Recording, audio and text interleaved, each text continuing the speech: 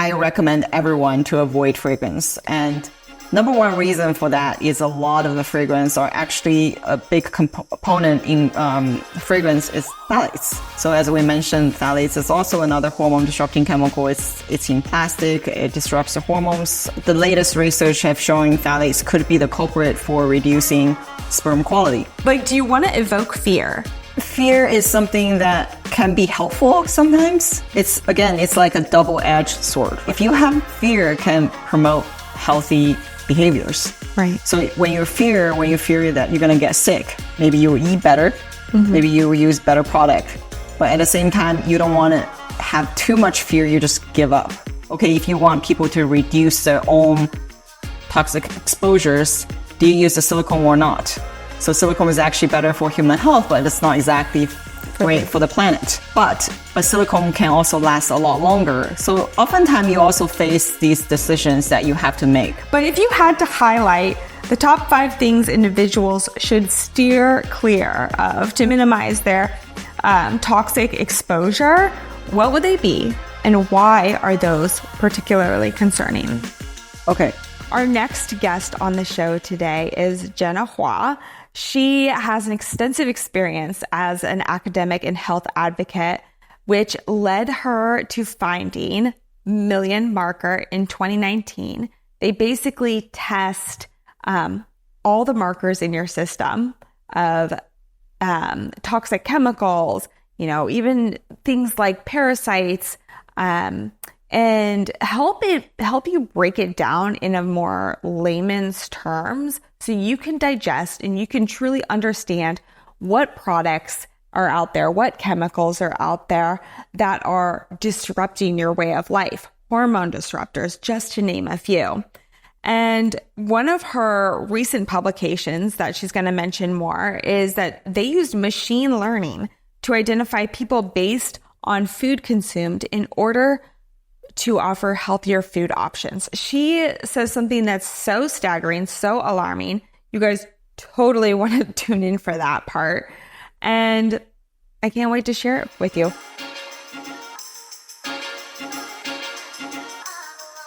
Jenna, here we are, back at it again. I'm so happy that you're here. I'm so happy that I'm here.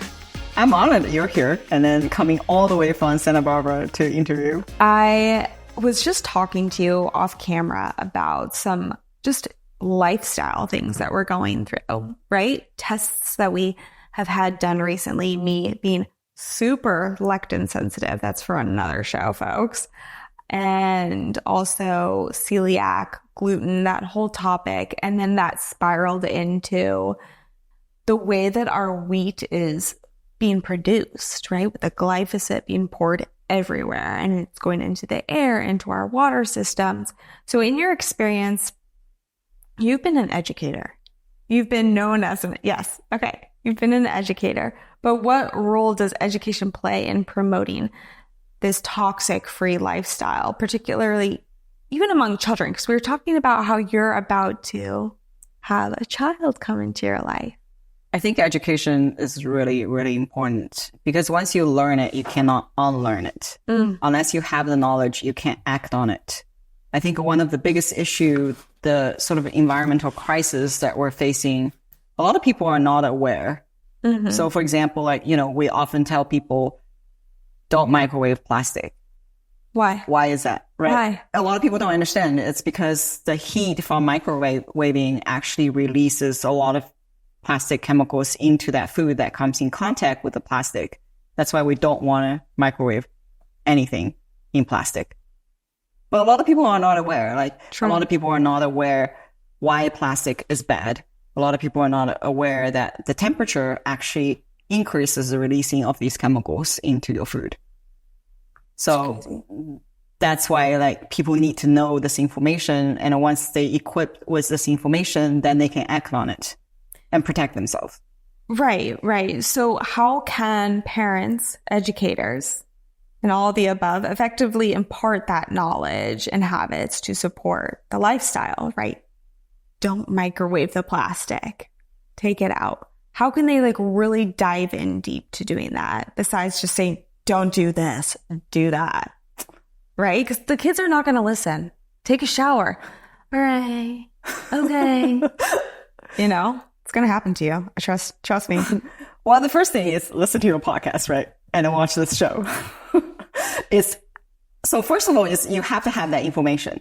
And then the second, oftentimes it takes multiple hammering for this information to like sink in, and then you think about it. But you first have to learn that. Then the next time, say you go shop, or next time you're ready to put this microwavable plastic container into the microwave, and then bang, you ring a bell, and then you realize, okay, I probably should not do this because it's bad for my health. So it might take a little while for people to get there, but first you have to know that information. So, but how do they know? Like a parent, right? Sometimes parents, I was talking to a parent just yesterday, and she was asking me, what do? I said, I'm a toxic-free lifestyle advisor. Oh my gosh, I have been trying to find a water bottle that's safe for my little girl to drink out of. How do you find this education? Like, how do you find the knowledge, the actual backed up science or research that is truly, reputable, that we can truly believe instead of just fear mongering all around? Here's a plugin for Million Marker for anyone who don't know. Mm-hmm. We actually have a website, and that's actually my company called Million Marker. One of the goals for the company is actually provide this education to the public in a really easily digestible way. Mm-hmm. As you mentioned, how do people know and how do we educate people? I think one of the biggest gap is the science translation. Science translation. So we literally have the science. We literally have these materials. We've been studying chemicals. We've been studying environmental exposures and impact literally for decades. There are a ton of paper. If you look at Google Scholar or PubMed, you will find a lot of literature, whether it's animal models or human epidemiological study. You'll find a ton of evidence showing why people need to care and then how much impact these chemicals could have on our body. But the public don't know. And I think the gap is we don't have this science translation. How do you draw information from scientific literature, from science to actually inform the public on actionable steps? What can they take to protect themselves from these exposures? So that's part of the goal for Million Marker, is to actually translate this information in really easily digestible ways, like 8th grade reading levels, so people can understand. Maybe we'll put bullet points so you can just simply read the bullet points and understand. And I think there's also more and more tools coming out that people can use, apps that you can download and always go to, other websites to get this information. So what did you say? Science translation? So, okay, let's give an example here, because we're talking about layman's terms, and a lot of people, especially that might be even tuning in here, like me, myself, I've never even, this may sound silly, but I find myself, I think I'm pretty well-versed and intelligent. Science translation, is that almost like when you even go to Wikipedia and you're like, oh, I don't know what this means. It's talking about chemical compounds and all of that. But it's basically saying if you eat this, if you do this, you will feel like this. You will get X, cancer, whatever it is. Truth? I guess similar. I think another part of science translation is be able to describe the uncertainties, and also kind of describe why, the reason why you need to do these things, and not being so fear-mongering. So there's a little bit balance there. Right. And I'm sure we'll get more into Million Marker, because I really want to dive into the specifics of that. So remember to bring me back to that. But I'm still hooked on, the microwaving of plastics. That's something I feel like that always hooks in my head. When I think of microwaving plastics, I think of, okay, you put the Tupperware in the microwave and then all of a sudden it melts and your spaghetti goes everywhere. And then it's like that paper towel commercial and they're like, don't worry, Bounty will clean it up, right? And then you're like, no, I'm consuming something that has bleach on it too, toxic bleached paper towels. But if you had to highlight The top 5 things individuals should steer clear of to minimize their toxic exposure. What would they be? And why are those particularly concerning? Okay. So number 1 is to avoid plastic as much as possible. Okay. So plastic sometimes can be made of over 1,000 or even more toxic chemicals. So one piece of plastic. One piece of plastic, yes. And 2 of the major plasticizer chemicals are BPA and phthalates. So people might have seen BPA-free water bottle, BPA-free cans, and a lot of people don't understand why they even need to care about BPA. They knew BPA is bad because they see BPA-free label. So BPA is a hormone disrupting chemical similar as phthalates, disrupts hormones and impact from your metabolism to your fertility, everything. So, and BPA and phthalate could be made of up to 80% of the weight in plastic. So there could be a ton of them in plastic. So they're like the devilish dynamic duo. It could say that, but there are many other harmful ones that people might also have heard about PFAS, the forever chemicals. PFAS. So that could be in plastic too. So it's just a ton of them. So you want to eliminate your exposure, but we have this like really complicated relationship with plastic, right? You can't completely get rid of it. Plastic can be life-saving. You know, if you go to a medical facility, you need to get surgery. These things are made of plastic. So in that case, you can't change it, right? But for your daily life, you want to reduce your exposure as much as possible, especially when you are thinking about trying to get pregnant, staying pregnant, or if you have young kids. Eliminating exposure would be really, really important because early exposure really matters. So the younger you get exposed to, the more impact you could have. Over time? Over time too. So not just transient, but actually over time. And these things accumulate too. So even though your body have the natural detox system to get rid of them, but the issue is that you get repeated exposure day in and day out, and then it just compounded a stain. So for BPA and phthalates, we call these transient chemicals. So usually if you eliminate exposure, you will get rid of them within 24 to 48 hours, but not PFAS, not these forever chemicals. Once you get exposed to, it stays in your body for a long time. Hold on.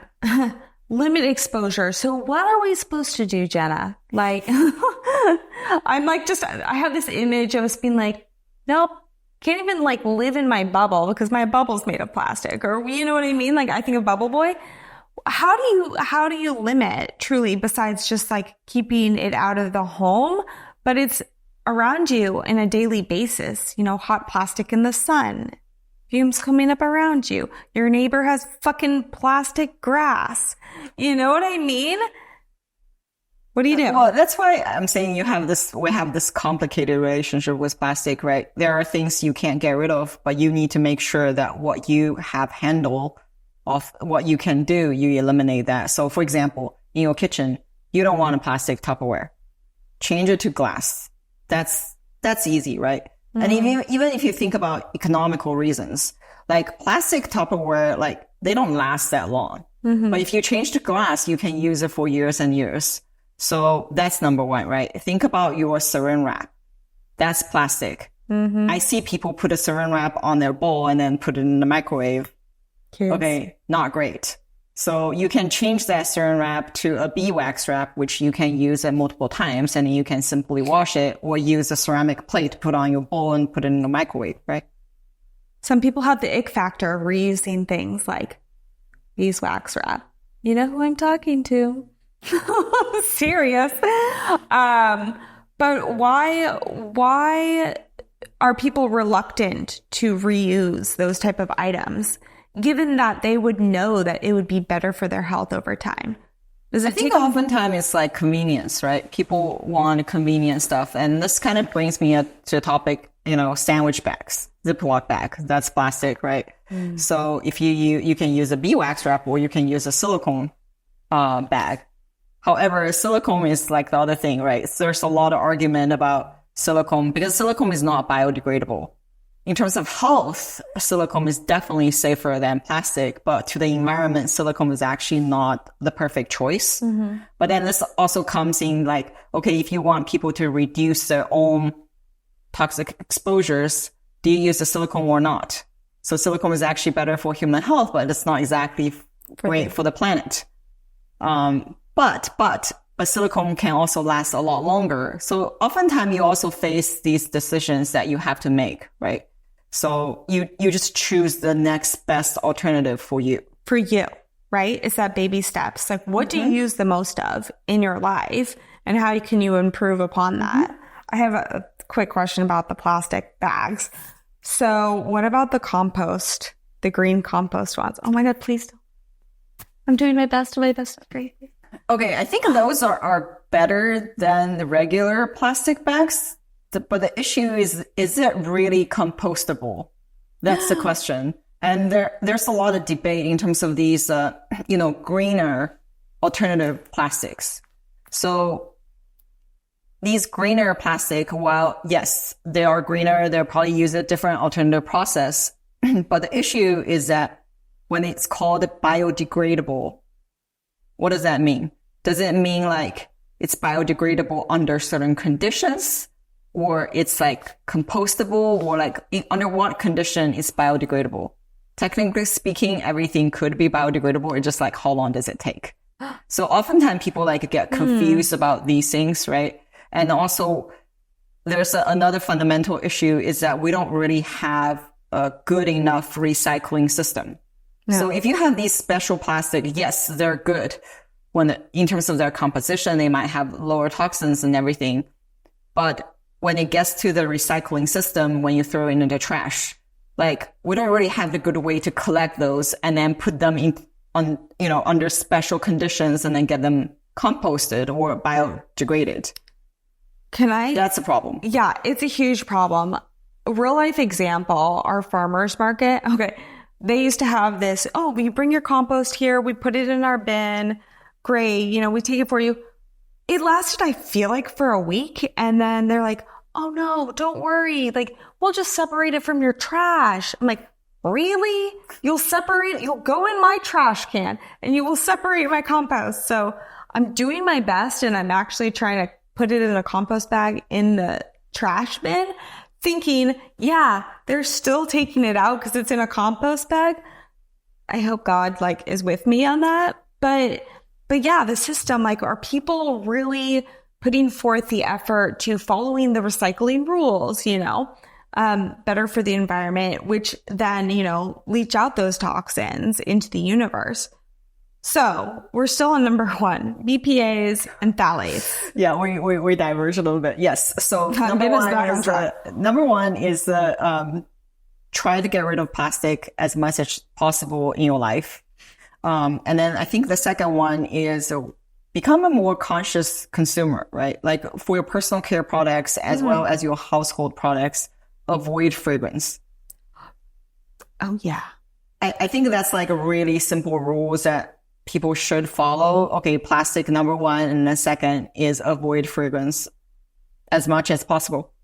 So fragrance is this term that, again, similar like plastic, it could be over 3,000 something chemicals, and it's never disclosed from the brands or the manufacturer what's exactly in their fragrance. I think there are more policies coming out that asking manufacturers to disclose that information. California has one asking manufacturers, brands to submit that information, so at least there's some transparency. But in terms of that label, you still don't know. So I recommend everyone to avoid fragrance. And number one reason for that is a lot of the fragrance are actually a big component in fragrance is phthalates. So as we mentioned, phthalates is also another hormone disrupting chemical. It's in plastic. It disrupts the hormones. And the latest research have shown phthalates could be the culprit for reducing sperm quality. Okay, hold on. Pause. Phthalates reduce sperm quality, hormone disruptors. You put it on all the time, right? Fragrances. I have so many questions, but I want to pause you still. Hormone disruptors, especially amongst women. Let's focus on women first. Young women too. All the girls want to be cool with, this is a cool scent that's in, or this is the deodorant I use, or whatever the scent is, or we're so conditioned to think something smells bad, we must cover up that scent. Any part of us, right? You know, hair care, body care. So when you talk about hormone disruption, especially amongst young women, what should they be looking out for? Like, how can you tell a teenager, you should not be spraying on that cologne? You know, like, do you want to evoke fear? I think fear is something that can be helpful sometimes. It's like a double-edged sword, right? Like, so if you have fear, it can promote healthy behaviors. Right. So when you fear that you're going to get sick, maybe you'll eat better, maybe you will use better product, but at the same time, you don't want to have too much fear, you just give up. Right. That's sort of a fine balance when you ask people to change their, especially like these lifestyle behaviors, right? So you don't want people to be super stressed out and then they just give up. They'll just think that, okay, everything around me is toxic, I'm just not going to care. Right. You want to promote enough fear that you're like thinking about, okay, I want to eliminate these exposures so that I don't get sick in the future. Yeah, but okay. So with that being said, going back to men and sperm count, start talking about that with fragrances. So phthalates is a chemical phthalates is a chemical that actually can block testosterone. And then we know how important testosterone is. So what would be a common example, and then go back to that, what would be a common example that men would use that phthalates would be most found in? Cologne would be like a number one, right? But it could be in any personal care product. Again, like phthalates is like makes that fragrance stick on you for a much longer term. And that's only one of the phthalates. Phthalates have many different kinds of phthalates. This type of phthalates that put it in fragrance, we call them low molecular weight phthalates. But there's another category called high molecular weight phthalates, and those are generally used in plastic. That's actually make plastic really flexible. So would that be more of like a hair gel? Because that's like a plasticky wax. It could be. Sometimes low molecular weight phthalates and high molecular weight phthalates, they can be used at the same time. So for high, sometimes it's even used in like gloves. Rubber gloves, making that glove flexible. And if you think about it, one of the strategy which we can talk about later, is eat at home and then eat out less. Eat at home and eat out less. One of the biggest reasons for not eating out is that many fast food restaurants, even for, fine dining restaurant, many times, chefs or restaurant workers use glove to prepare that food. There's no regulation whatsoever in that glove. And that glove could also, think about that flexible plastic, the PVC, that could be using, think about someone preparing your food, right? They're like, for food safety concerns, and then it's always like for food safety, we want workers to wear gloves, and prepare your food. Right. But basically, when they're preparing that food, if that glove is like pretty bad and made of like PVC or like phthalates with this flexible plastic, basically everything will leach into your food. Everything will leach into your food. Yes. Not just that. I mean, this is also like an issue for restaurant workers too, because they're wearing that glove and then they're touching it all the time. It's also not safe for them. But unfortunately, we don't have that regulation, right? So that for you, not even thinking about the restaurant workers, like for you to go eat and then you basically, you have no control. So we want people to eat at home. So when you're preparing your food, not only it could be cheaper, you have full control over the sources of your food and also how you prepare that food. Truth. So not to overwhelm anyone, but to kind of step back on that, we have to kind of be graceful with ourselves and knowing that, even if you try to control everything and be perfect, that's still a toxic habit, right? Because that's going to destroy your mind. You can do the best that you can do with the knowledge that you have. But as you said before, once you learn something, you cannot unlearn it. Once you see something, you cannot unsee it. So jumping back to fragrances specifically, I know I'm a non-fragrance fan. Ever since I have had mold toxicity, I am so chemically sensitive. I can smell someone's laundry detergent a mile away. And I was just like, I can smell if someone's washing their hair. Like, you know, and the other were like, I can't deal with this. I feel like I'm suffocating. So with that being said, what are some other terms that are used as fragrance? Because I know it's probably hidden as something else instead of just saying added fragrances. Yeah, this is really interesting because manufacturers start using, terms like aroma. Oh. Aroma is a fragrance. And another thing that people often don't think about is when you tell folks to go fragrance free, sometimes people think fragrance is a scent when they go with no scent. Like no scent is actually a scent. So Wait, that doesn't mean like Hold on. fragrance free. So you should look for fragrance free. Unscented? Unscented is actually a scent. Holy I'm going to tear apart the house tomorrow. Okay, keep going. Yeah, unscented is actually a scent. It's a proper scent. That's called unscented. So you should always go with fragrance free rather than like unscented. Oh my gosh. That is a really good hot tip. Any others? I'm like, So there's another category. I think it's a bit controversial is a lot of supposed to be green products and uses essential oil. So I'm not saying essential oil is bad. Essential oil obviously have like thousands of years of history that Right. people have used it for good. The issue is that we have no idea like the supply chain of essential oil. Unless you know, it's really hard to say. So if you think about it, how is that essential oil? How is that plant being harvested? How is that essential oil being distilled and extracted?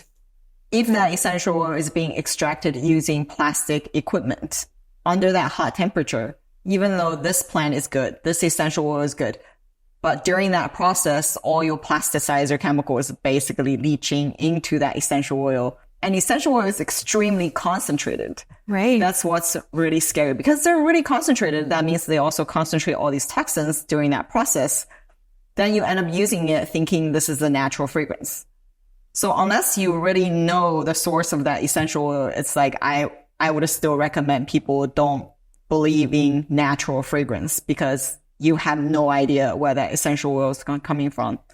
And They have to know. They Yes. have to know where it's from. Exactly. And also from sort of like general knowledge is that about 50% of the essential oil being used in the market are not even actual plants from plant essential oil. It's like it's a synthetic. It's like juice from concentrate.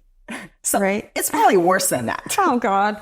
So a cool, fun experience that I had, speaking of essential oils and good aromas, I went to Tuscany last year and I took an herbalism course. Oh, nice. And it was awesome because we foraged everything from the fields. I mean, if you know as well as I do, Europe, Italy, no GMOs are allowed. They can't spray everything. Everything's wild. We would take our little baskets out and we would just go and snip along. And then we'd go back to our laboratory and literally we had our little distillery and it was not plastic. It was all the Stainless steel. stainless steel or even like glass beakers. And I was like, this is so amazing. So that just spurred back an amazing memory that I had. And it's really actually easier than what people think that they could, if they wanted to make an essential oil, they have the time and the energy. They can do it themselves. They really can learn it. It's a pretty simple process if you think about it. Yeah, that's a really good example though, because there's so many multi-level marketing companies that thrive off of their essential oils. And I'm thinking the same thing. Well, like, how is this truly a great product? And when I say great, I mean something that's beneficial for you and doing the good. Yeah, it's also very individual based. Obviously, some people have a lot of sensitivity to botanicals. That's actually a dilemma I think many dermatologists have over, say, for example, paraben, which is another hormone disrupting chemical that often used in personal care as preservatives. And oftentimes dermatology will recommend something with paraben because there are many people sensitive to botanicals. So they recommend a paraben instead? no, they recommend a product with parabens. So because a lot of botanical can have preservative effects when it's used in personal care products. So that's sort of like a dilemma. But when it comes to like essential oil, people need to think about, okay, do I even have sensitivity? So if you find a good source of, a clean essential oil, use sparingly because it's very concentrated. You don't want to go in like full blown. That could cause sensitivity. Yeah. Oh my gosh. So we have BPAs, phthalates, fragrances. Plastic, fragrances. Oh, plastic. Yeah. So avoid plastic as much as possible. Buy products fragrance-free. I think the third one I would say is use a water filter. Really easy at home. Any filter is better than no filter, but use a water filter. The reason for that is our water source oftentimes is very contaminated. So the main concern is of more of these forever chemicals that we just talked about, and that could be in our water sources. And also depending on where you live, each state actually have different policies in terms of how much is allowed in that water source. And different state is like really different. Which is the worst state? I don't remember which one is the worst state, but if you look on EPA website, I think there's a list. I was very shocked. I think the last time I was looking at it, just the variabilities between different states. Some states is like probably like 100 times higher than other states, which is like really scary. Of regulation of regulation of how much PFAS is allowed in your water.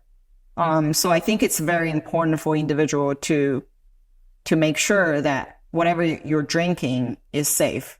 Yeah. And this also kind of brings back the topic, like oftentimes people don't want to just drink regular water. They want a little bit of flavor. They want a little bit of bubble. Dude, sex up your water. Do it yourself, right? So I think in that case, also pay attention on not drinking like a canned carbonated water. Why not? Why no cans? Cans, same reason that we just talked about before is even if people see BPA-free cans, that doesn't mean it's other bisphenol-free.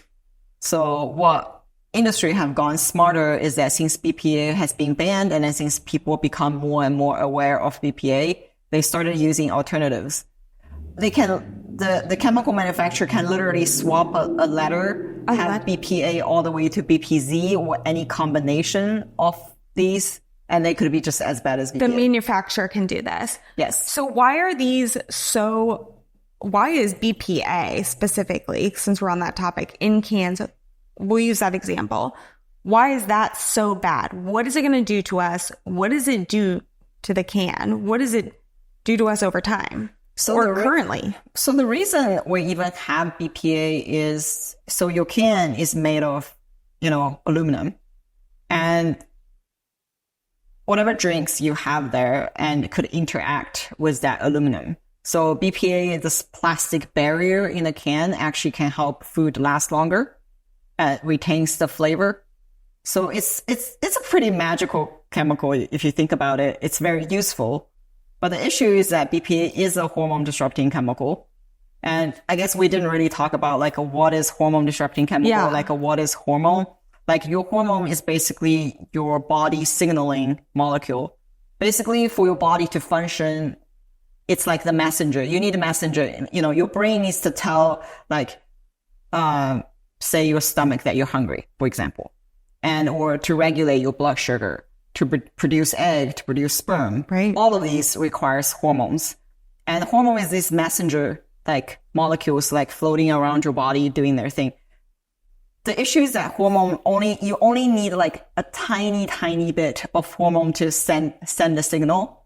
Like think about like one drop of water in like 25 Olympic size swimming pool. You can't even see it.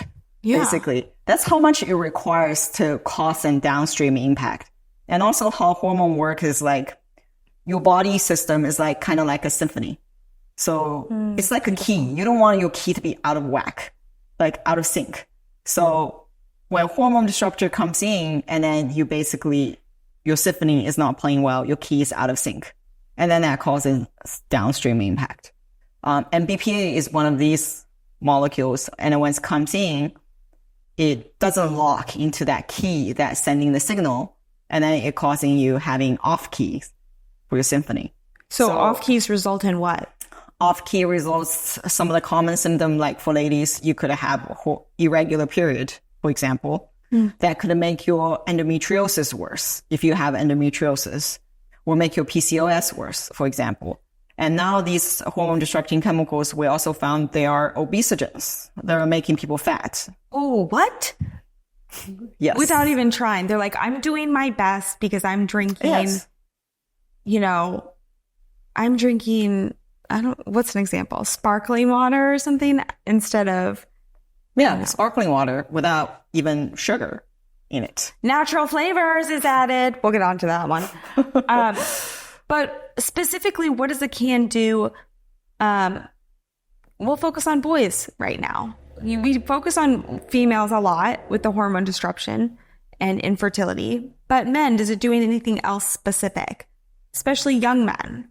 It's the same thing. It's right. Like, for example, men, okay, in terms of BPA actually mimics estrogen. So if you think about it, both men and women have estrogens and testosterone. Mm-hmm. So when it makes this imbalance, it does the same thing. So for example, in boys, maybe you could see slower development, or you could see like development of breasts, for example. You could have like many other things, and each individual is like really different. Oh my gosh. So it disrupts their hormones. So canned products, you said canned drinks, even canned foods.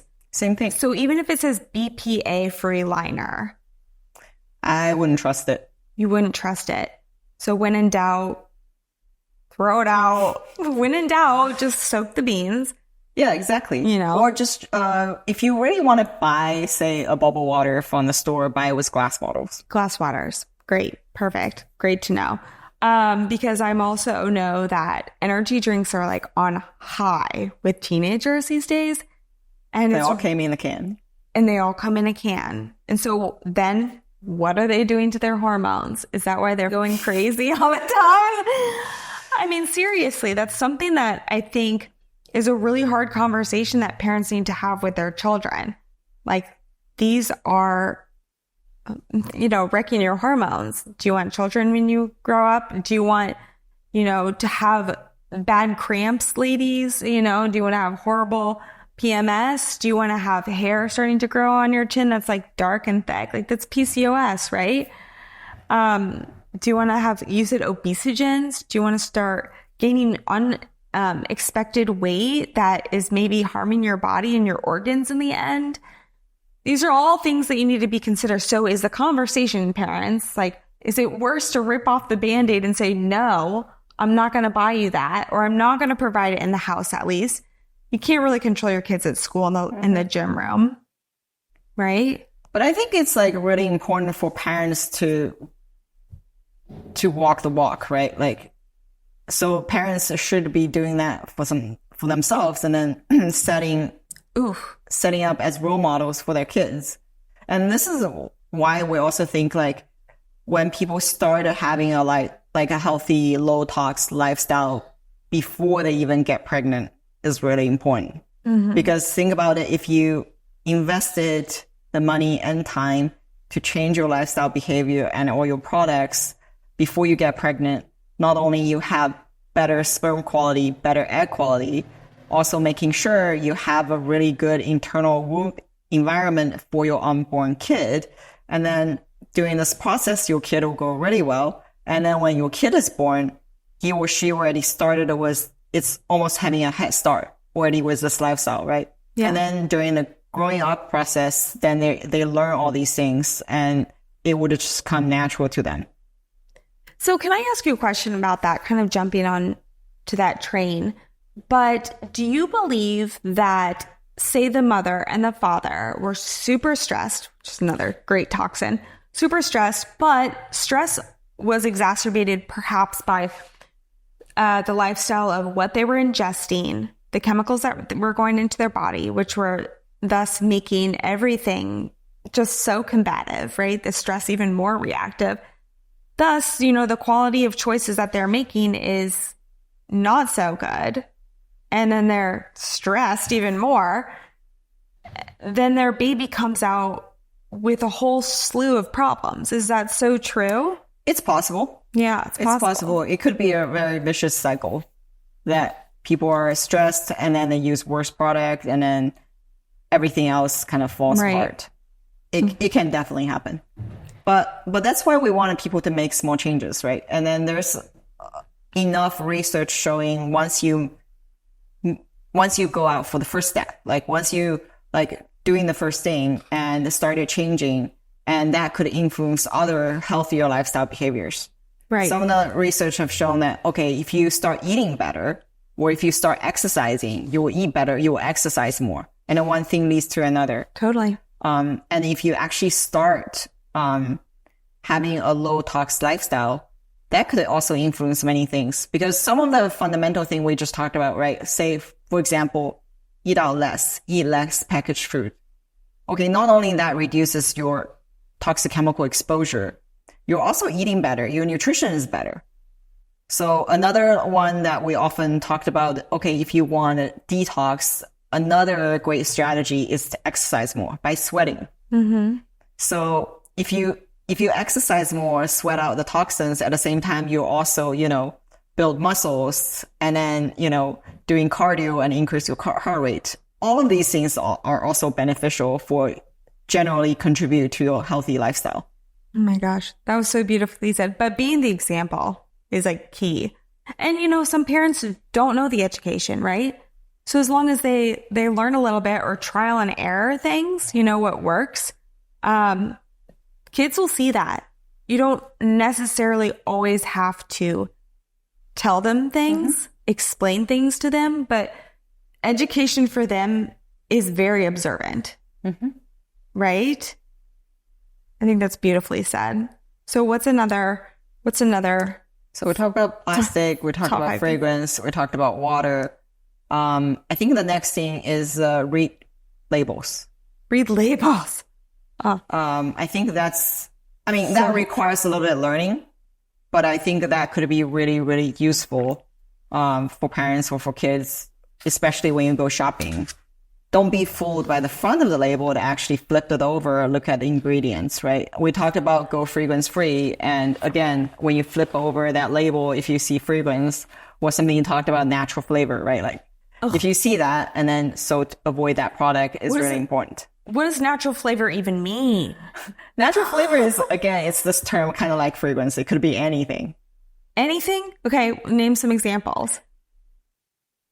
It could be a flavor that's synthetic, that's mimicking the regular flavor, but then completely made of harmful chemicals. Created in a lab. Created in a lab. In a petri dish. That could, well be.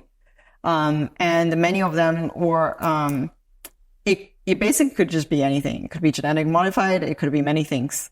So you just don't know. Mm-hmm. There's no transparency in this term. Okay, so going back to actually flipping the product over, not looking at the pretty label that you read, the marketing label, which is so deceiving, but the label that we all know so well that we look at the back, and the first thing we look at is what? I would say that first thing you should look at is making sure it's fragrance free. It does not have fragrance. It's literally just going to spell out fragrance. So we're talking about product still. Yes, we're talking about product still. That would be the number one things I would look. And then you can also look for symbols like we talked about parabens, right? So sometimes in the front label, it would say phthalates free, but when you flipped it over, sometimes it would still have other chemicals like paraben, for example. And also not all parabens are created equal. So one area we saw a lot of people haven't found the really good choices is these over-the-counter creams, ornament. So for example, hydrocortisone cream. Many people use it for skin rash and other conditions. And almost 90% or more hydrocortisone cream that we have seen in the store all have parabens because it's a preservative that's used. But when you flip over that label, sometimes it will actually say what kind of paraben that is. So there are 4 different kinds of parabens, like methyl, ethyl, propyl, and butyl, and they increase in toxicity. So if you have 2 products side by side, if you know how to read that label, one label is saying, okay, you needed this hydroconazole cream. One label is saying you have methyl paraben, another label you have butyl, then choose the methyl rather than the butyl, because butyl is way more toxic. Butyl reminds me of like butane. It's just like a longer chain of the carbon chain, so it's longer, it's more toxic. Because usually, like when people just flip over the label, they're like, how many calories does it have? Does it have sugar, right? But the other... That's also important. That's also important. Yes, but yeah, like the marketing and this deception of like how things are labeled, and then also remember to look at like added ingredients or other ingredients. Why is that so important? Yeah, other ingredients or inactive ingredients oftentimes is really important, especially when it comes to supplement. I know a lot of people likes to supplement, and I'm not saying supplement is bad. I supplement too. I know. But it's really important to look at that inactive ingredient label for supplement, particularly if the supplement is made of a capsule. Because we have seen phthalates is being put in capsules to actually make that the supplement or medicine capsule. So when you look for supplement, making sure that capsule is made of vegetarian cellulose, so it's a vegetarian capsule, so then that means it's not a phthalates. It's not made of phthalates. And also it's really good if you're taking, say, a life-saving drug. Right. I mean, that's a whole different story if people are taking a life-saving drug that contains phthalates, we can't tell people to stop taking that medication. But you can always, if you're equipped with this knowledge, you can always ask your doctor if there's any alternative. So usually for medicine, if you see slow release or timed release, oftentimes it could have phthalates in it. So it basically helps to prevent the pill from dissolving, say, your strong stomach acid. So once it gets into your intestine and then gets released or wherever that location it needs to be.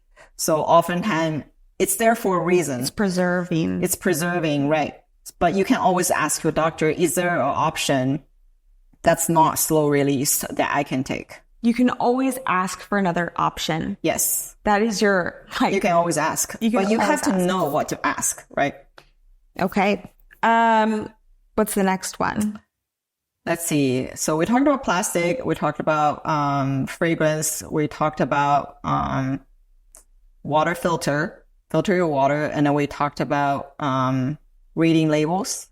I think the last one is eat out less, eat at home. Oh, yes. We talked about a little bit about it already. With the plastics. But what are some more diving in deeps with that? Like what chemicals, what toxins are being used that we don't see in the back room? So since we were just talking about eating at home more and eating out less, another toxin we don't really see is most people are aware is pesticides. Holy shit. I was pretty shocked when I saw I'm fasting the rest of the day. When I saw I'm just kidding. How much pesticides being used in our crops, on the crops. So if you look at, USDA actually keeps the pesticides use database. So you can see how much is being sprayed. Yeah, but the USDA is truly not regulating much. Okay. Yes. I mean, there's a lot more they can do, both the EPA and the USDA. But at least there's some data there. But I was just really shocked that when you look at some of these pesticides data, it's calculated in trillion tons. So it's really crazy how much is being sprayed. Like the numbers, like I felt like I had trouble grasping how much is being sprayed. Over how many acres would you say? Well, we don't have that much farmland, right? Like, okay, just California, like Central Valley, it's being sprayed a ton. And it was just shocking to me how much is being sprayed. And it travels in the air? It travels in the air. So if you actually, yes, it goes into water. So if you actually live near or farm field, that's actually pretty important to say have a water filter, or don't wear your shoes that you wear from outside, and don't wear it at home, because you can bring these dust and these chemicals in. And there's actually studies specifically studying Central Valley farm workers. So they have shown that, say, if the father goes out and spray, and then when he comes home, if he doesn't change, if he doesn't take off his clothes, and then he immediately brings all the exposure back at home, and then the kids gets exposed. So it's actually a really effective intervention strategies that change your clothes before you're getting the home, if you live farmland or actually is a farm worker. Dude, I'm gonna be like, well, I have an electric car, but like going to the gas station, like I even just putting my shoes on that like area, like you like see the cement, and you're like, oh my gosh, and you're like, oh, and like all those fumes getting on me, and then you're like, want to sit on the couch? Okay, don't get me started. Again, you can only do so much, right? So we don't want people to be stressed out, yes. But it's a good practice when you come home. Yes. Take your shoes off, because your shoes naturally, you step on things, and then you just bring in home. Have your house slippers or your socks by the door. Exactly. Get over it. Have another pair by the back door, kid. So go take the dogs out in the backyard. Get over it. Just do it. Oh my gosh. So restaurants and eating at home more, so you can have more control. I kind of want to ask you, going into that, about seed oils, to talk about seed oils. What do you think about that? I don't know. Honestly, I don't know enough about seed oil to really comment on it. But I have read a little bit about seed oils, and which was also really fascinating, that seed oil, the only reason we're consuming seed oil is because we had a lot of excess, I think, in the past, is during the process of making these seed oils. Like, I think the cotton seed oil was the first one that was introduced into the food supply. But it's not great for human consumption. No. But I don't know enough to actually comment on it. Okay, that's fair. Totally fair. I know my top that I like to use, but and then with cooking more at home, what would you recommend for, like, if you made a sheet tray full of vegetables every single night? Just saying. What would be something that you would, bake on? Is aluminum okay? Like, what do you use? Interesting. So I would recommend people to use stainless steel or cast iron for all your cooking materials. Ceramic is good too. My only issue with ceramic, say pans and pots and pans, is sometimes they don't last as long. It's just that ceramic coating, and then you use it for 2 years, and then the nonstick coating worn out, or you scratch it, and then you just throw it away. So that becomes an environmental issue. Like, basically it just ends up in the landfill, versus a stainless steel pots and pans or cast iron. It lasts way longer. Got you. I know, because there's so many different takes on that, like the whole product, what to bake on, what to cook with. I've heard, stainless steel, and then I've heard like titanium, and I've heard, all sorts of things. And so, I know what I use personally, but you have to, give yourself a little bit of grace and just know, I think in the end, like, what temperature also you're cooking on. If you're burning it to the bits, that's another case. And also, what are you cleaning it with in the end, Cool. So we had those 5 things. So with your extensive background in environmental and health sciences, what are some particular practical steps that individuals can take to create, when we talk more about the home, a healthier home environment, particularly with household toxins? Yeah, home is a tricky one. I would suggest people to start with the kitchen. We kind of talked about it, water filter, like beeswax wrap, and then also your cookware, right? We kind of talked about it. But other things, start with the kitchen. Also, use glass Tupperware, because these are things that come in directly in contact with your food.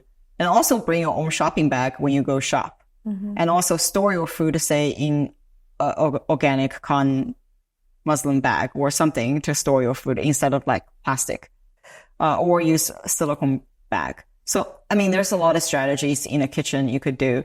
But say in your living room, you could have other big ticket items, right? Like sofa, for example, your floor, for example, carpets. There could be flame retardants and all these being using, and also your paint. I mean, there's like a lot. And then I think for these bigger ticket item, people need to really plan ahead, because it's expensive. It's expensive. So think ahead, or, especially if you're thinking about remodeling, think through what type of floor. Like, for example, we never would recommend vinyl floor or even laminated, because that's pretty much either PVC or it's plastic. So choose like hardwood floor, bamboo, or engineering wood. Those are generally a little bit better. Same as paint. So you want to make sure you don't have the VOCs in your paint or lead in your paint. Those are the big ones. And flame retardant in mattresses or in sofa. That's something to think about. Just kind of throwing my life out there. Something that I've done to reduce household toxins, especially like when I got with my husband, like I moved in, we're in a rental house right now. And my dream is to, have our edible garden and me build a non-toxic home. And I have all the plans, right? But something that and you guys can do this too, but if you don't have the capacity to break down the walls and go to the insulation and everything, you can do the little things, right? That you see so often. Repaint the walls. I've done that. I repainted them with a toxic-free paint company. And it's so interesting because when it was going on, you couldn't even smell the paint in the house, which is so beautiful. And I think just dusting and cleaning, like dust does a huge amount with toxins in the air and molds that form. But plant-based products, right? Really you can make your own too. I know a lot of people don't like vinegars. Vinegar and baking soda. It's cheap and it's effective. Yeah. Vinegar and baking soda. There you have it, folks. The cookware we talked about. We do refillable water bottles. Just fill it up from the filter, put it in the fridge. Kids grab them. Great. Wash them. Do it again. Glass storage containers. We've done that. Windows open as much as possible. We're so lucky to have fresh, clean air where we live. Air purifiers. I have those in every room. And non-toxic mattresses. I have replaced all the mattresses in the home with eco non-toxic mattresses, as well as bed linens. We got this is so extreme, guys, I know, but a new sofa that is, made of like clean linen, sustainable linen. So there's no off-gassing. And as I mentioned before, non-toxic paint on the walls. And we have a shoe station at the door. So that's great. I think we're doing, we got a new cookware. Yeah. Okay. I think we're doing okay. No, you're doing totally okay. We're doing okay. our best. You're doing like more than enough. I think it's also good to be conscious that maybe for many people who don't have the means to do all these, right, then it's always good to start small, and then based on what you can afford and what you have your ability to do so, and then just start small. Start with the thing that you most use the often. Exactly. Right? And also it's like every little bit counts, because all of these things accumulates. So, and then also you are exposed to multiple things at the same time. There are things you can control. There are things you cannot control, but they all contribute to your body burden of these toxins. So you want to make sure you can reduce as much as possible. Reduce as much as possible. Even when eating out too, right? Always just choose glass. And also like, oftentimes when we eat out, there's always leftover. So I keep like 2 glass containers just in my trunk. So if I have leftover, I just go to my car and I grab my own containers and I put it in my container. Oh my God, I'm totally going to do that. Actually, I saw someone at the farmer's market do that. And it brought me to that idea. And they just brought their own Tupperware to the farmer's market to put their berries in. And I was like, that's brilliant. I just need to keep doing that, right? So we talked about pregnancy a little bit before the show started off, because you're going through your own journey. And, I feel like every woman I see right now is pregnant. All my workout classes, everyone's pregnant. And so for the couples or women especially, you know, that have that dream, they want to get pregnant and they need to start planning, but may be struggling. They may be having a struggle with their body or, you know, their hormones or what have you. What are some things that they can do to remove toxins in their household, or specifically not even household, just in their lives? You mentioned some chemicals, but is there anything that really kind of stands out? I think basically just the 5 strategy we just talked about: avoid plastics and fragrance, eat out less, water filter. I mean, if women can do these already, that's already removing a ton of toxins in their life already. And those are really important. So what if they're, you know, with us, you know, a partner, you know, male partner who's not willing to do it? Who's not willing to do that? Okay, that's a hard one, but I think that costs us for therapy. You could definitely do that, but I think like a lot of women, so women actually makes about 80% of the health and purchase decisions at home. Like my husband was not aware of these, and I just like, okay, time to throw those things out, and then you just swap it. Yeah. But it might take a little bit of time, and people have different preferences. So it might take them a little time to kind of get used to the new products, for example. But I believe in the power of ladies, so I'm pretty sure ladies can do it. We hear you. Yeah. That's beautiful. Thank you. But could you discuss the importance of avoiding, well, we already talked about plastic in their daily lives, but stressing on that more, how could you really dive in deeper with the microplastics, right? Their potential health effects. There are known health effects. Microplastic is really interesting, and I think people probably have seen in the news, you know, microplastics being found in deep lungs, it's found in brain, deep lungs. Yep. And it's found in blood, and it's found in all kinds of tissues. And microplastic is small. So microplastic is something less than like 5 millimeters. So it's pretty small, but you can still see it. But now we even have nanoplastic, which is even smaller, that sometimes you can't even see it. Where do they come from? So where does it come from?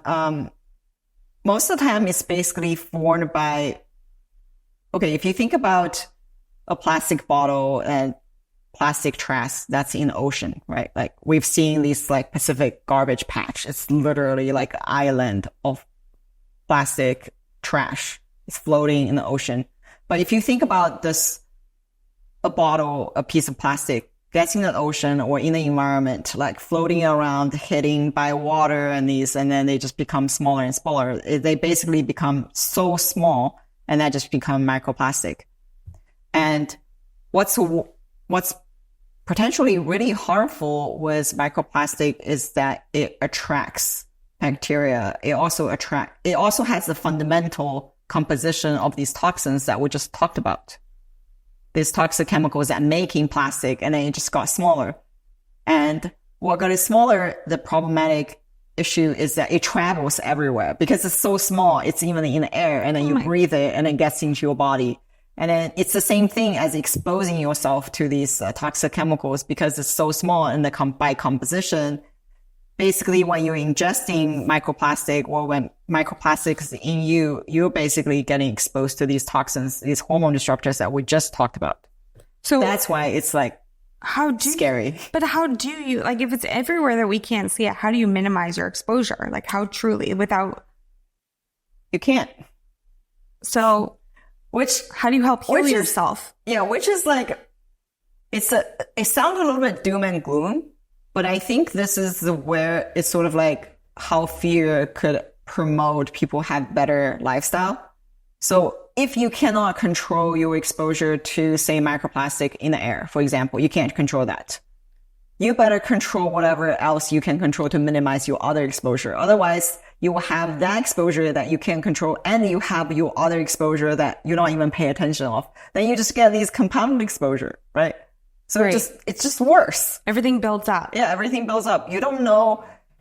I think when people don't understand why they need to care about this exposure is that you don't really die from this exposure tomorrow, right? You don't really feel anything. I don't feel fundamentally like how my body is different. Like if I reduce my exposure today.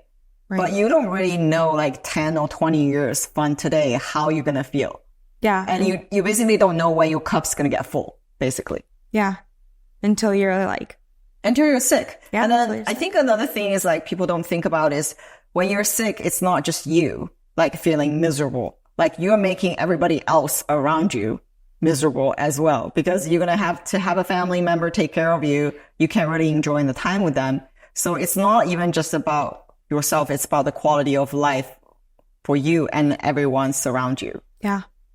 So I think it's really important to like by reducing exposure, you are actually investing in your health and investing in your happiness and also your friends and family's happiness, basically. It's basically like your health insurance.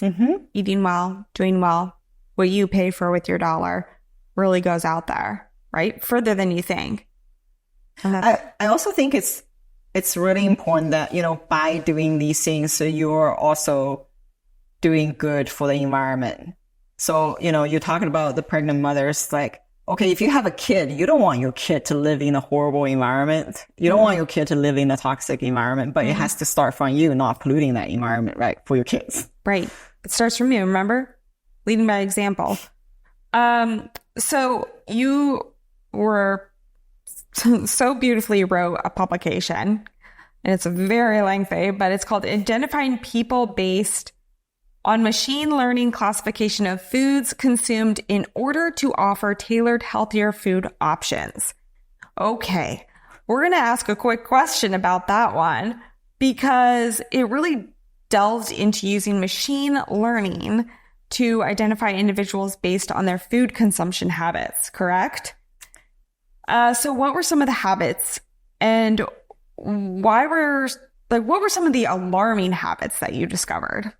So that was a collaboration with my advisor and then some of his students. I did not do all the major work. I was advising because I think I was the only dietitian on the paper. So we were looking at what are the people's habits. I think what was really interesting come out of it is that the database that we use is called What You Eat in America. So it's like a nationwide database. And we basically found some really interesting food patterns. Like, for example, like something is already known, like fast food, for example.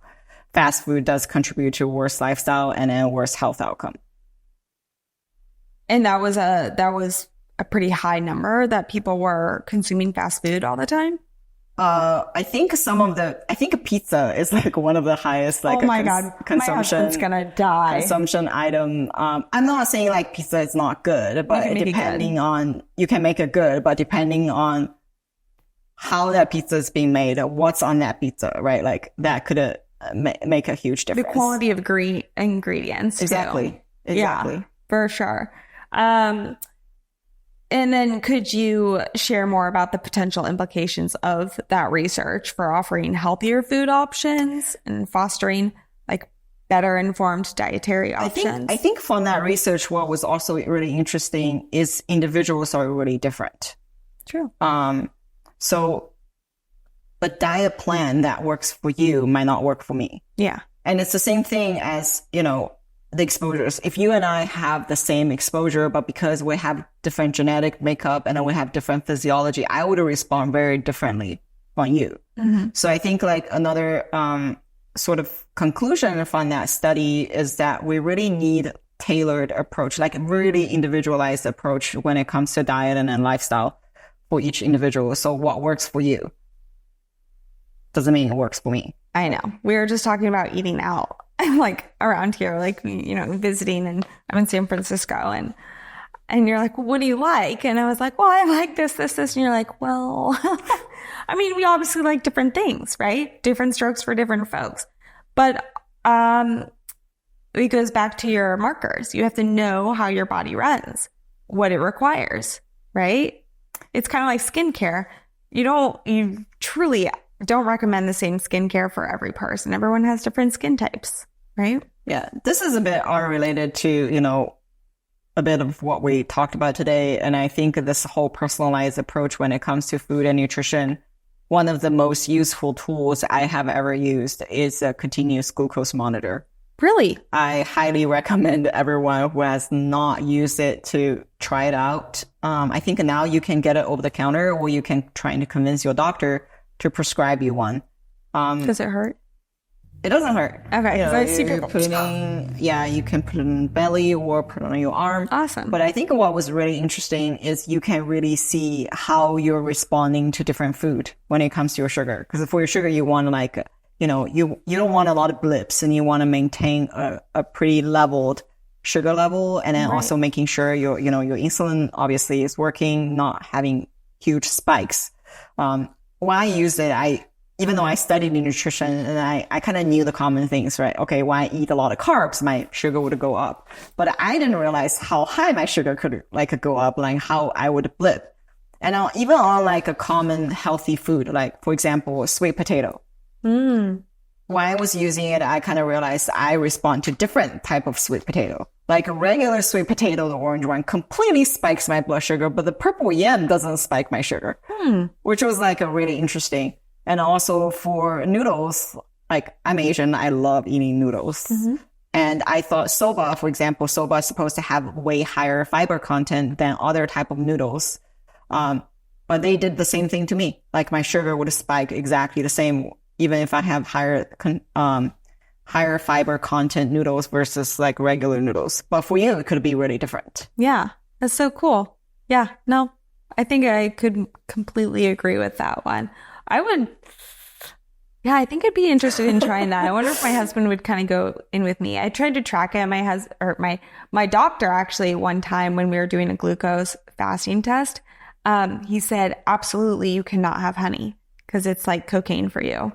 Like it literally, there's like spikes your sugar super high. He's like, you can only have like berries.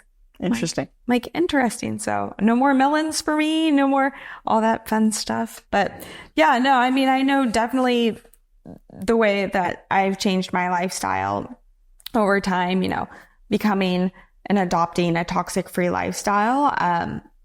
So many things have changed, like my brain, my outlook on life, you know, skin, eye, sleep, just consciousness of life.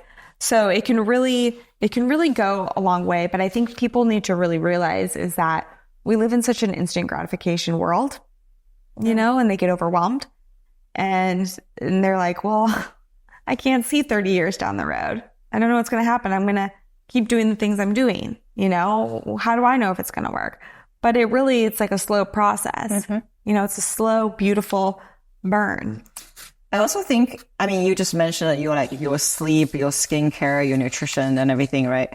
So we also want people, once they start this like low tox journey, if you want to detox, you also need other body parts to support your newly low tox system, right? So even if you live a healthy lifestyle, even if you live a low tox lifestyle, you use, say, good products. If you don't get enough sleep, and then you still eat horribly, that's not going to help. Yeah. Right. So you want to have other like healthy lifestyle to support your low tox lifestyle, vice versa. Yeah. It's not just about the products, but it's about the habits. Yes. And it's also your mental health, right? If you're stressed out all the time, that doesn't help. Yeah. Let's talk about that. I want to dive in about how toxins, and mental health, right? Toxins and mental health, you know, the science behind that. I think I'm going to focus on teenagers first, because since the pandemic, you know, kids were stuck at home. They became a little bit more depressed. They may have been like soothing with other things. We talked about energy drinks, right? How does that affect mental health in the long run? I think there's not a ton of research linking these environmental toxins to mental health, but there have been some research.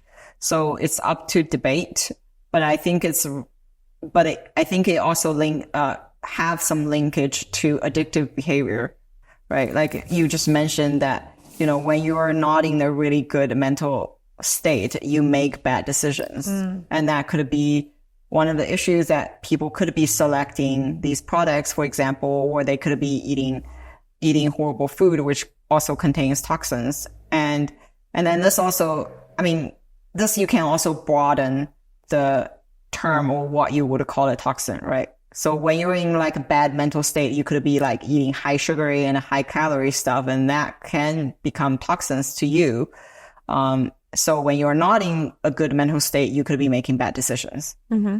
There's a really great book that I'm reading. Actually, might like it. It's called Eat and Flourish.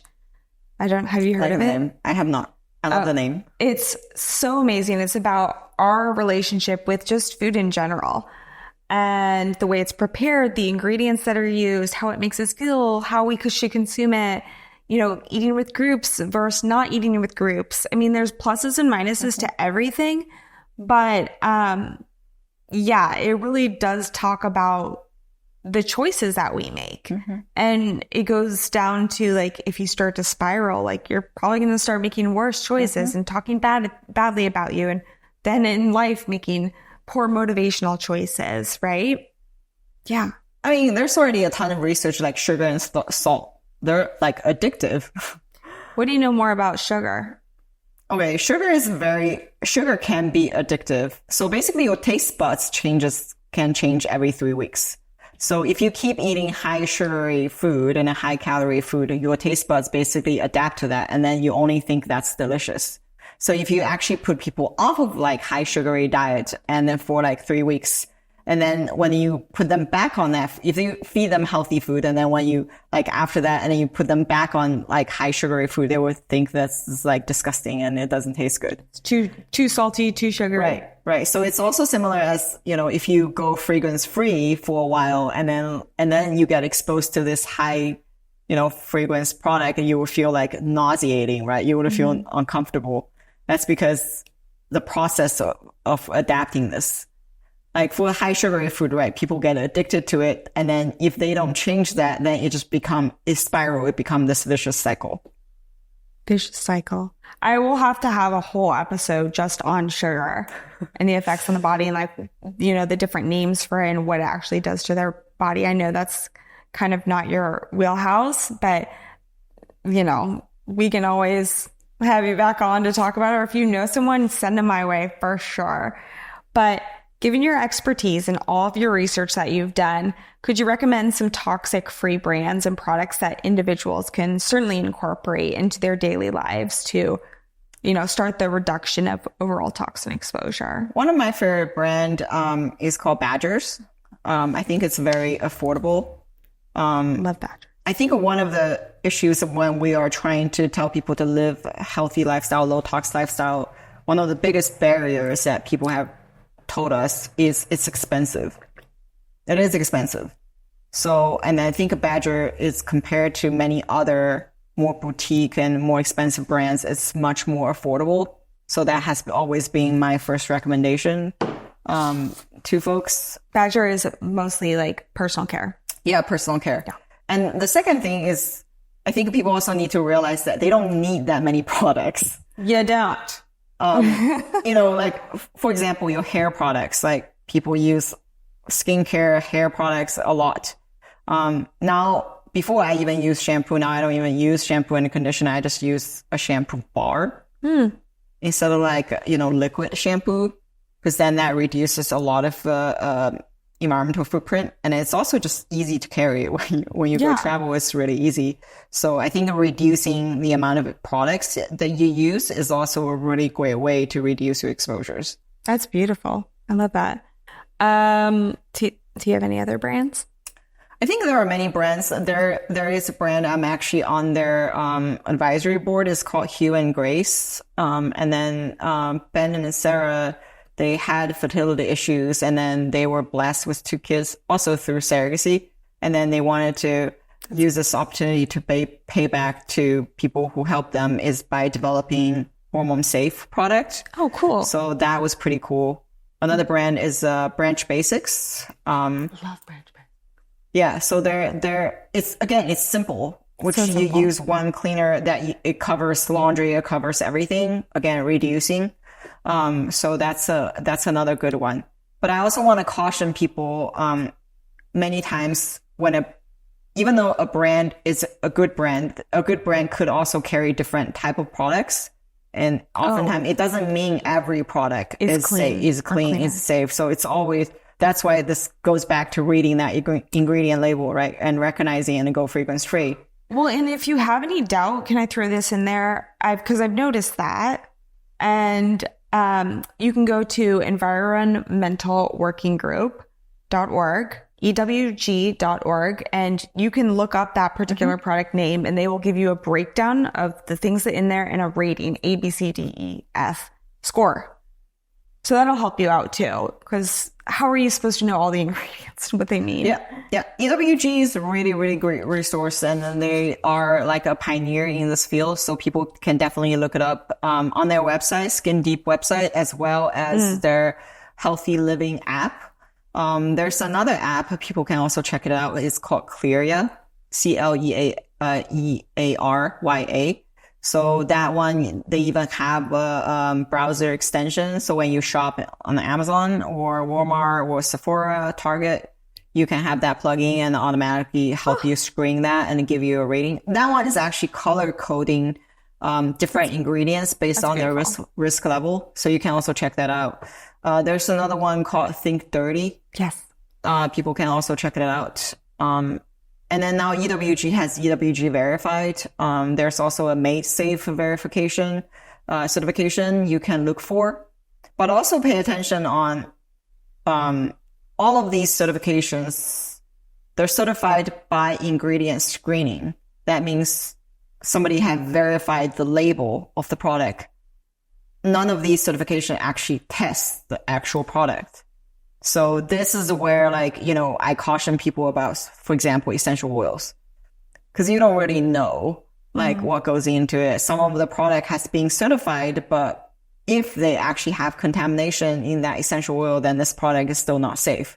So even with certification, I think that's an easy way. Having the certification is better than not having the certification, but I still want people to pay attention, make judgment, and read that label just to double check. I'm seriously, my mind is like blown right now. This is so amazing. I know everyone's going to just love this information coming at you. So here we are at the end. I have some rapid fire questions for you. Okay. Are you ready? Go for it. Jenna, what do you do basically every single morning? What is your morning routine? My morning routine, if it's not raining, I go for a quick run, 20 minutes run, just to get me started of the day. That's usually I do. Then I have my coffee, wake me up. Then I started with my emails and the meetings, and I go about my day. You go about your day. I have a question though, because I know you work very hard. Do you sit more than you stand? Oh, yes. It's horrible. Oh my gosh. You got to get a stability ball and just bounce around. Yes, I need to do that. I attempted to use a standing desk, but what I realized is that I overdid it. So standing desk, you can't stand for too long, and then you cannot sit for too long. Unfortunately, that's an aging problem, which is a whole other different topic. But I think moving is definitely better than not moving. Right. There's actually research showing even if you're a weekend warrior, that you only exercise during the weekend, that's still better than not exercising. Oh. So it's always good. And what is your everyday non-negotiable? Yoga class in the afternoon. Oh, you'll have to tell me some beautiful yoga to go That's to. that keeps my sanity in check. Yeah. Do you stay for the whole time, the Shavasana too? Yes. Atta girl. That's something that, like, with my stress, sometimes I hit out because I can't do it, but that's the time that I need it the most. And then what is one toxic-free habit that is easy for everyone to start doing today? Fragrance-free. Fragrance-free, not unscented, fragrance-free. Yes. I think once you go fragrance-free, not only you avoid phthalates, a lot of these toxic chemicals actually occurs together. They get formulated together. So even if you just go fragrance-free, you're already eliminating so many chemicals already. So just go fragrance-free. Every time you shop, fragrance-free. Perfect. Thank you so much for being here. Thank you for having me at such beautiful place. And back to Million Marker, because I know I'm coming back around. Okay. Where can everyone find you? Where can they get tested? And what is basically your elevator pitch for Million Marker? Million Marker is a company allow you to understand your toxic chemical exposures and help you make that move to live a healthier lifestyle. We gave tailored recommendations for how to reduce your exposures. People can find us on our website, www.millionmarker.com. And you can also follow us on Instagram, million_marker, or Twitter. Nice. As I mentioned, we do a lot of science translation, and then we promote healthy lifestyle behaviors, not just on low toxic living, but also everything around wellness. That's why we had you on Instagram Live, and we have other guests to talk about mental health, to talk about gut health, to talk about nutrition, to talk about physical activity, and many other areas contributes to wellness. Are we able to give a discount on the testing for Toxic-Free with KB listeners? Yes, we can do a $15 off. We're hoping we have better discount in the future. Hopefully one day we'll have our own lab to reduce the testing cost. Fantastic. It'll happen. So guys, we'll do $15 off being a Toxic-Free with KB listener, viewer. We will put the code in the show notes. And also, if you guys are interested in that, follow Million Marker on Instagram and follow at toxicfree.kb on Instagram. And certainly comment in your favorite part about the episode, and we'll stay connected.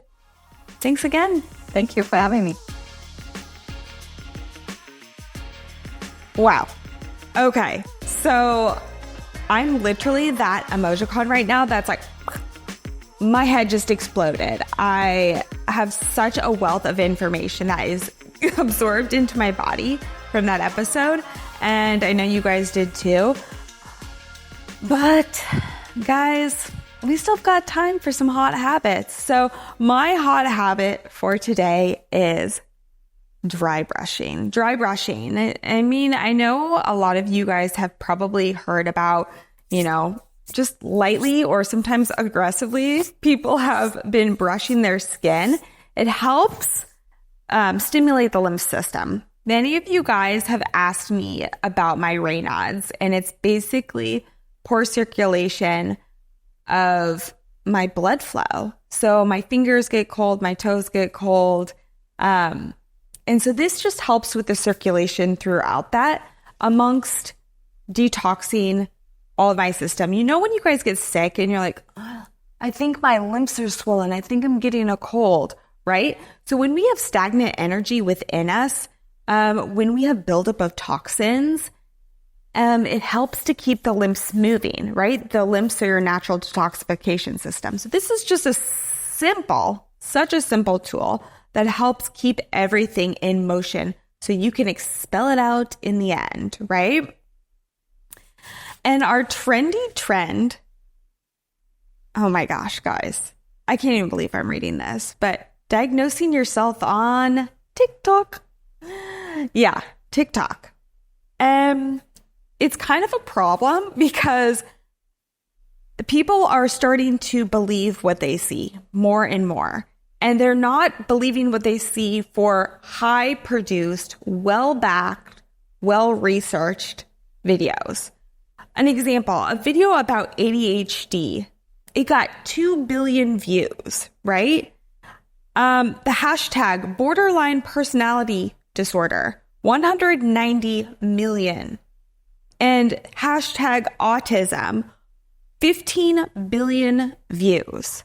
So what's the problem with this? Well, mental health professionals really say that there's a lot of misinformation that is being spread. A lot of misinformation. And when you start to see this misinformation, you are definitely probably going to misdiagnose yourself. It sets you up for extreme disaster. So my thought on this is, don't believe everything that you see on that aspect. Do not believe everything that you hear that is not well researched, that is not truly science backed, that is not just celeb endorsed. Guys, thanks so much for tuning in. I'll see you next time. Remember, follow along on Instagram at toxicfree.kb. And remember, when you start to feel overwhelmed, you're doing your best, and your best is great.